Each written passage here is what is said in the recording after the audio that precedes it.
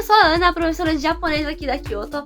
E hoje a gente vai falar um pouquinho sobre qual que é a definição de fluência, né? Muita gente pergunta, nossa, Ana, mas eu estudo faz tanto tempo e eu nunca fico fluente. Nossa, Ana, mas eu consigo conversar bem e não sou fluente. Ana, é impossível ser fluente em japonês? Então a gente vai conversar sobre essa questão de fluência e como que a gente define o que é fluência ou não, tá, gente? Então eu vou aqui dar uns exemplos pra vocês de fluência, como fluência funciona. Então, uma vez estava lá eu na escola no Japão e eu tava conversando com um amigo meu sobre um dorama. Eu sou louca por dorama e eu gosto muito de dorama de médico legista. Muito de médico legista, tá, gente? Então, eu falei pra ele, um dorama de Roigakusha, né? E daí ele ficou, que é Roigakusha? E eu fiquei, será que eu tô falando errado? Meu Deus! Daí eu cheguei em casa e pesquisei. E eu tava certa, era assim que falava. E daí eu mandei pra ele e ele ficou, eu não conhecia a palavra. Um japonês, nascido no Japão, extremamente inteligente, porque o Daichi, esse menino é muito inteligente, sério, ele é muito inteligente. Ele não conhecia uma palavra em japonês, tá? Médico legista. Em português, bastante gente entende o que é. Em japonês não, talvez. O japonês talvez não conheça muito essa palavra. Mas assim, é só um exemplo de que mesmo se a pessoa for nativa, tem palavras que ela não conhece. Pode ser o Daichi, pode ser uma pessoa extremamente inteligente, mas tem palavras que ela não vai conhecer. E a questão de fluência, ela não é diferente. Então assim, eu não sei o que é ser fluente, eu não sei dizer se eu sou fluente. Se você consegue falar, se você consegue se comunicar, se você consegue entender o necessário pra você, você é fluente, tá, gente?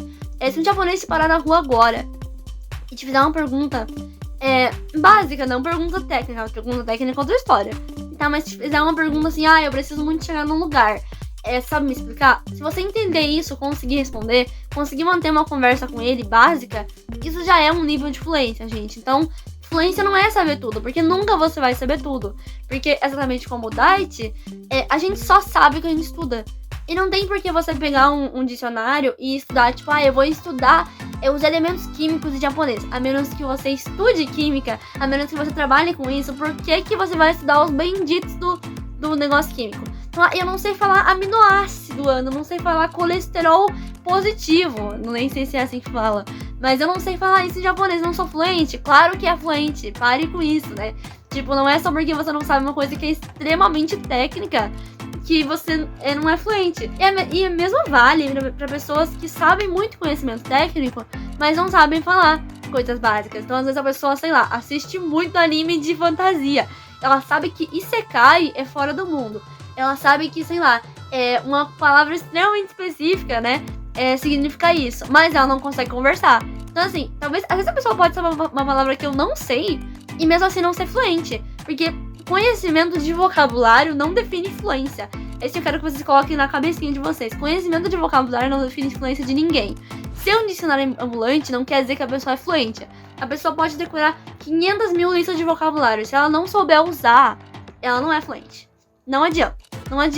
A pessoa pode ter o N3, pode ter o N2, que são os níveis do GLPT que são mais avançados. Se ela não souber falar, se ela não souber se comunicar, se ela não souber viver com isso, ela não é fluente. Ela estudou pra uma prova e passou na prova. Então, assim, é o que eu quero falar. Teste não define conhecimento de ninguém. Se você sabe todas as palavras do mundo ou não define o teu conhecimento. Claro, tipo assim, eu não consigo ler um livro. Deixa eu pegar aqui até pra mostrar. Eu tenho alguns livros de literatura aqui. Então, assim, esse livro aqui, gente, é Wagaya wa Neko de Aru. Ao contrário. Aqui na câmera fica ao contrário, não consigo ver. É Wagaya wa Neko de Aru, do Natsume Soseki, tá? Isso aqui é literatura japonesa. Se eu abrir esse livro, tem muita coisa que eu não vou saber ler, mesmo sabendo muita coisa. Por quê? Porque, gente, isso aqui é literatura dos anos, tipo de 1800 e alguma coisa. Esse cara foi nascido em 1837. Então, claro que tem muita coisa que eu não vou saber. Por quê? Porque eu não estudei literatura japonesa. Literatura japonesa é uma como fala? É uma matéria da escola japonesa. Japoneses não conseguem ler isso aqui sem estudar. Então é óbvio que você não conseguir ler um livro do Natsume Soseki não significa que você não é fluente. Significa que você nunca estudou isso. Então, gente, não se preocupem. É a mesma coisa que, tipo, eu falo português, mas eu não sei o que significa imunossupressor. Eu não sei o que significa, por exemplo, uma coisa muito, muito, muito técnica, que eu não estudo nada muito técnico, então eu não sei, mas eu não sei o que significa essa coisa extremamente técnica. Tipo, que um estudante de medicina sabe? Então, por que diabos que você vai saber isso? Não faz sentido, né, gente? Então, é a mesma coisa. Tipo, tem muitas palavras em japonês que eu não conheço, que você não conhece. E por isso a gente não é fluente? Não. Em conhecimento de línguas é a mesma coisa, tá, gente?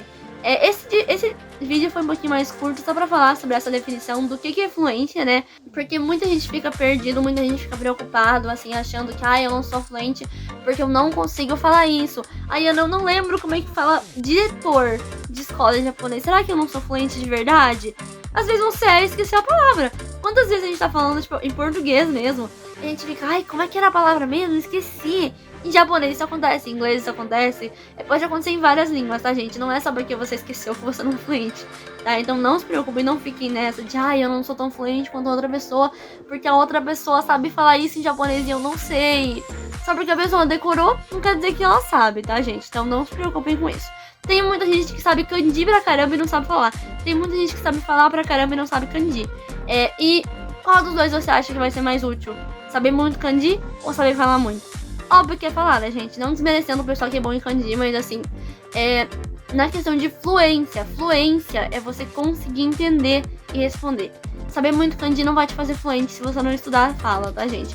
E eu conheço gente que realmente sabe muito kanji e não sabe falar. Eu conheço, sabe? Tipo, alunos meus sabem muito, muito kanji, mas aí quando eles assistem um vídeo, eles não conseguem entender.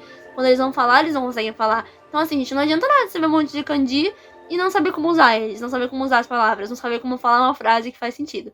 Então não se preocupem com essas coisas de fluência, vão no tempo de vocês, não se cobrem muito, não fiquem se comparando, pelo amor de Deus, se comparar com os outros é a pior coisa que existe. Mas aos poucos a gente chega lá, qualquer um chega lá, japonês não é tão impossível quanto as pessoas querem parecer que seja.